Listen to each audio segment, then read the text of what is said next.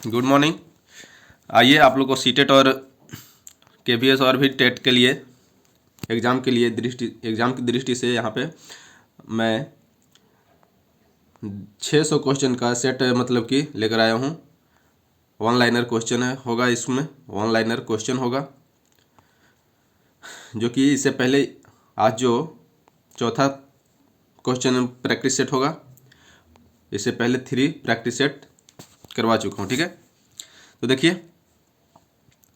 अगर नहीं देखे होंगे तो वीडियो में जाकर देख लीजिएगा। अब आइए स्टार्ट करते हैं।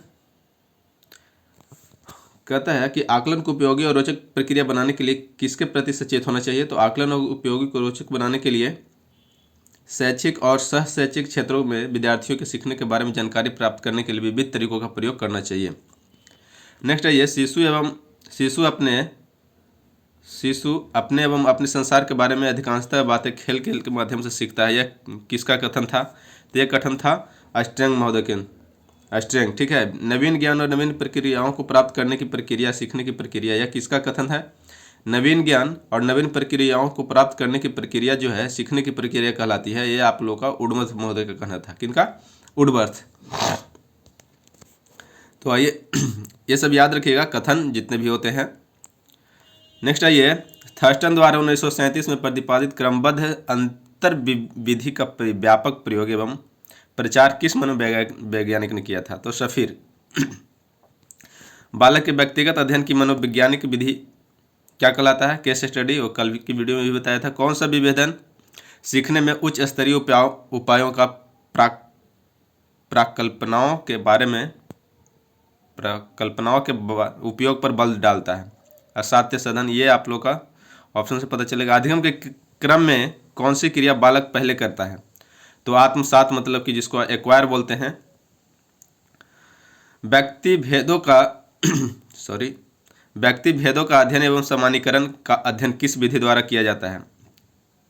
तो विभेदात्मक विधि को द्वारा। संबंधवाद वह सिद्धांत है जो समस्त मानसिक क्रियाओं को परिस्थितियों तथा अनुक्रियाओं के बीच मूल एवं अर्जित संयोजन का कार्य मानता है। किसका कथन है? तो रेन का कथन है।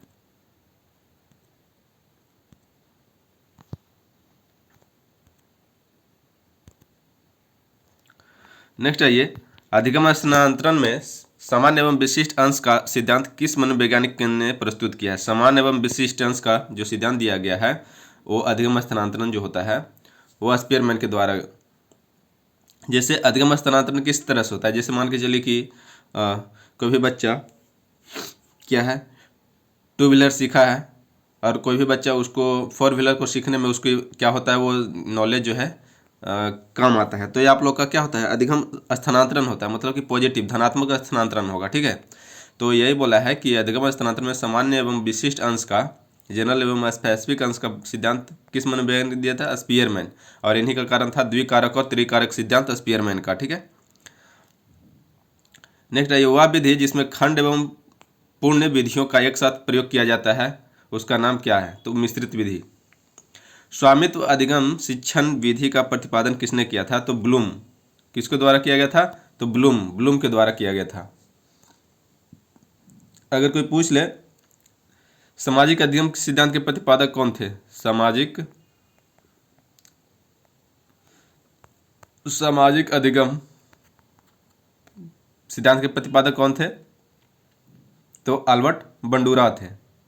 ठीक है, क्षेत्रीय सिद्धांत के अगर पूछ ले कोई तो कर्ट लेविन जिसको बोलते हैं, जो कि गेस्टाल्टवादी थे वो भी। संरचनावादी संप्रदाय के प्रवर्तक कौन थे? तो विलियम वुंट। कौन थे? William Wundt. अपने सिद्धांत का नाम आदर्शों और मूल्यों का सिद्धांत किसने कहा? तो WC वागले। जब किसी व्यक्ति का अवलोकन निश्चित परिस्थितियों में ही किया जाता है तो वह क्या कहलाता है? तो नियंत्रित अवलोकन कहलाता है। वुडवर्थ ने सबसे पहले किस विधि का निर्माण किया था? तो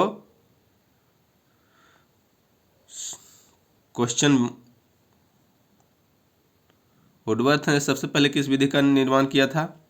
तो ये आप लोग का हो जाएगा शब्दावली विधि या फिर कौन विधि, यहाँ पे कोई साफ दिया नहीं है। ठीक है, तो छोड़िए इसको। किस मनोवैज्ञानिक अध्ययन विधि में आंसर दाता क्वेश्चनकर्ता के सम्मुख नहीं बैठता है। किस मनोवैज्ञानिक अध्ययन विधि में आंसर दाता जो है क्वेश्चनकर्ता के सम्मुख नहीं बैठता है। ये तो आप लोग को प्रैक्टिस ये ऑप्शन से पता चलेगा। प्रश्नावली विधि है क्या है? प्रयोगात्मक पद्धति की कमी है, अपने दोषों को छिपाना। मनोविज्ञान में निरीक्षण पद्धतियों कितने प्रकार के होते हैं? तो 2 प्रकार के होते हैं। सीखना संबंध स्थापित करता है मस्तिष्क मनुष्य का संबंध तंत्र। किसका कथन था? तो थॉर्नडाइक का कथन था। थॉर्नडाइक किस पे प्रयोग किया था? तो बिल्ली पे किया था। किस पे किया था? बिल्ली पे किया था। किस पे किया था? बिल्ली पे किया था। अब बताइए आप लोग, बुद्धि संरचना सिद्धांत का प्रतिपादक कौन किया था? तो बुद्धि संरचना जो सिद्धांत का प्रतिपादक किया था वो गिलफोर्ड किया था। कौन किया था? गिलफोर्ड किया था। ये सब याद रखिएगा। गिलफोर्ड के द्वारा एक और दिया गया था, वो था बुद्धि संरचना सिद्धांत और त्रिआयामी बुद्धि सिद्धांत। त्रिआयामी बुद्धि सिद्धांत इसी का है, ठीक है। लेकिन त्रिस्तरीय त्रिकारक सिद्धांत कहा दिएगा तो आप लोग को स्पीयरमैन करके आना है। थ्योरी ऑफ लर्निंग पुस्तक के लेखक कौन था? तो हिलगार्ड थे, E.R. Hilgard. Theory of learning, theory नहीं, यहाँ पे थ्योरी ऑफ लर्निंग होगा, थ्योरी ऑफ लर्निंग, ठीक है। नेक्स्ट आइए, अधिगम के लिए सदैव सहायक अवयव नहीं है, होता है वो उच्च चिंतन। जिस साक्षात्कार के माध्यम से छात्र के घर तथा वातावरण के संबंध में सूचनाएं प्राप्त की जाती है वह निदानात्मक साक्षात्कार होता है। विकास कभी न समाप्त होने वाली प्रक्रिया है। यह विचार किसके संबंधित है? तो निरंतरता का सिद्धांत है, जो कि कंटिन्यूटी जिसको बोल सकते हैं। बच्चे के बौद्धिक विकास की 4 विशिष्ट अवस्थाओं की पहचान करिए।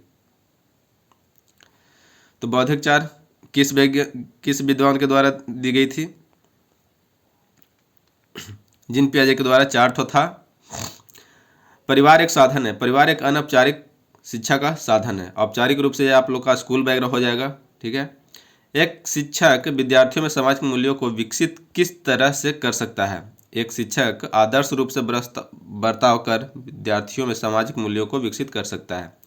शिक्षा का बर्ताव किस तरह का होना चाहिए?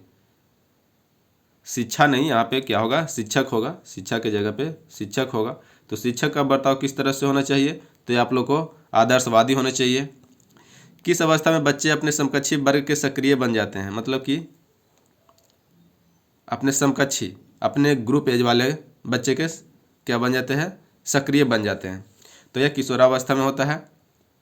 नेक्स्ट आइए, प्राथमिक शिक्षक के लिए बाल मनोविज्ञान का ज्ञान क्यों आवश्यक है? प्राथमिक शिक्षा के लिए बाल मनोविज्ञान का ज्ञान बच्चों के व्यवहार को समझने में शिक्षक की सहायता करता है। जब तक शिक्षक समझ नहीं पाएगा क्योंकि इस तरह से बिहेव करता है, क्या करता है, तो वो अच्छे से नॉलेज नहीं दे पाएगा बच्चे को।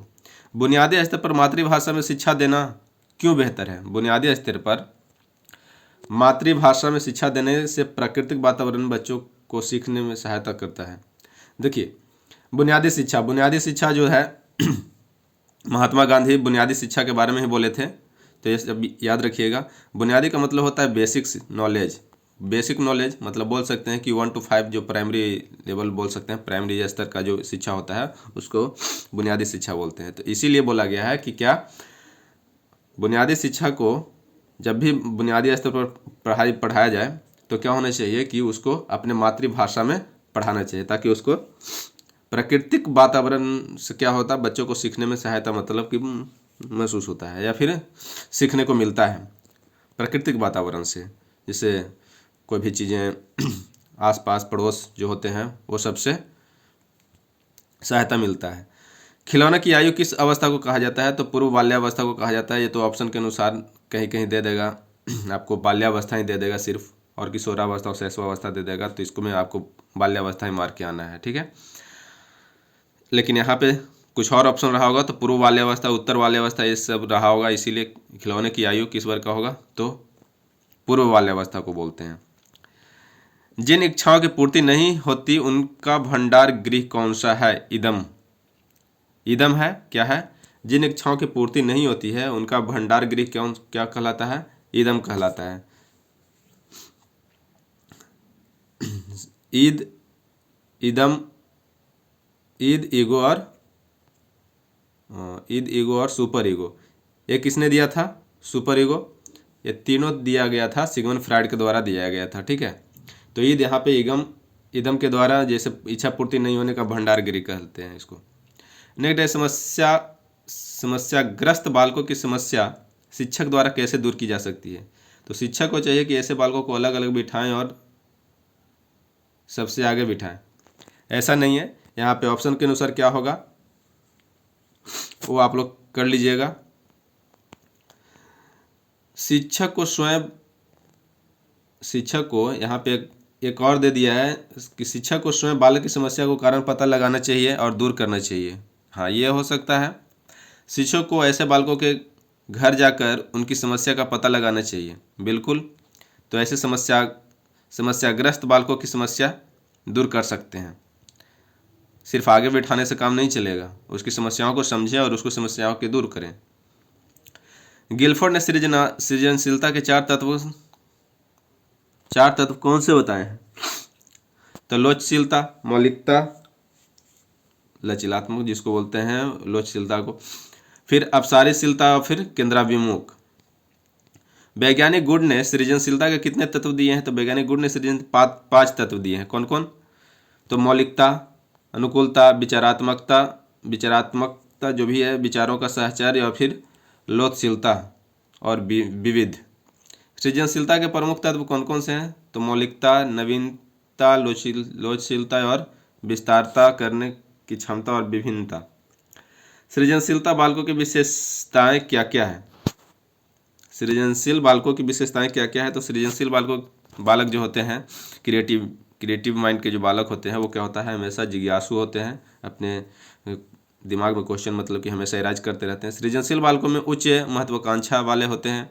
सृजनशील बालकों के विचार व्यापक होते हैं और सृजनशील बालकों में संवेदनशीलता अधिक पाई जाती है और इसको में क्या होता है, एकाग्रता भी बहुत अधिक पाई जाती है।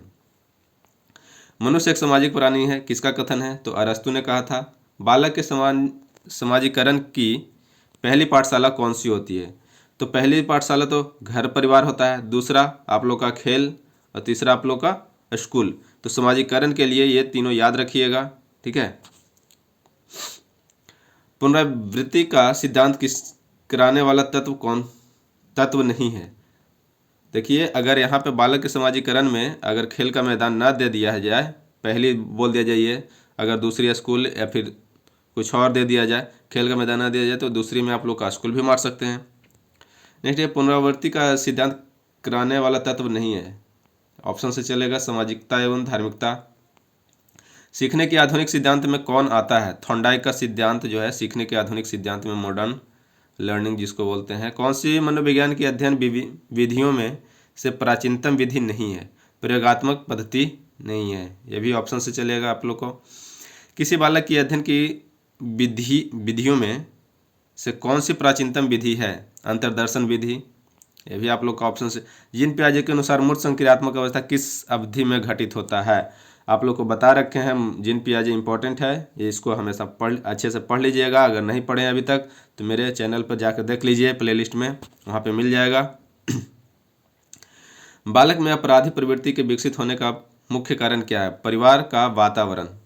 क्या है? अपराधी प्रवृत्ति का विकसित होने का मुख्य कारण क्या है? बालक मतलब कि अपराधी रूप से, मतलब जिसको बोल सकते हैं बिगड़ जाता है, तो परिवार का वातावरण। जिस अनुसार परिवार का वातावरण रहेगा, अगर अच्छे परिवार हैं, अगर अच्छे से उसका बिहेव कर रहे हैं परिवार लोग उसके सामने, बच्चे के सामने, तो क्या होगा, उसका आपराधिक प्रवृत्ति नहीं विकसित होगा।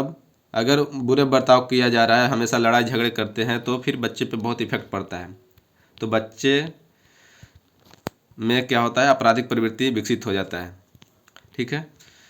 किस मनोविज्ञान के अनुसार विकास एक सतत और धीमी प्रक्रिया है? स्किनर के द्वारा बोला गया है, सतत और धीमी प्रक्रिया है।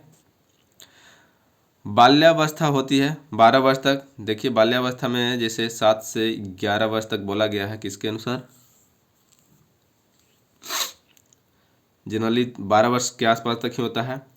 7 से 11 वर्ष तक जीन पियाजे के अनुसार बोला गया है मूर्त संक्रियात्मक के अवस्था में होता है बच्चा। स्कीमा सिद्धांत का जनक किसने किया था? तो यहाँ पे स्कीमा इसने दिया था, जीन पियाजे ने दिया था। ठीक है, तो ये सब चीज़ है जीन पियाजे से रिलेटेड जो भी है आप लोग को डिटेल्स, बहुत ही महत्वपूर्ण क्वेश्चन जो है आप लोग को बताया जा चुका है, जाकर देख लीजिएगा। नेक्स्ट आइए, जीन पियाजे ने अपना प्रयोग किस पर किया था? अपने 2 पुत्रियों और पुत्र पे किया था, मतलब कि उनके अपने बच्चे पे किए थे जीन पियाजे। आप लोग कमेंट बॉक्स में कमेंट करके बताइए कि जीन पियाजे जो थे कहाँ के मनोवैज्ञानिक थे, कौन से देश के मनोवैज्ञानिक थे। बाल्यावस्था होती है 12 वर्ष तक, बाल्यावस्था 12 वर्ष तक होती है, ये तो अभी बताएं। देखिए दोस्तों, आज का ये 50 क्वेश्चन इतना ही। फिर मिलते हैं नेक्स्ट वीडियो में, तब तक के लिए धन्यवाद। अगर वीडियो अच्छा लगा हो तो लाइक कीजिए, सब्सक्राइब कीजिए और अपने दोस्तों में शेयर करते रहिए।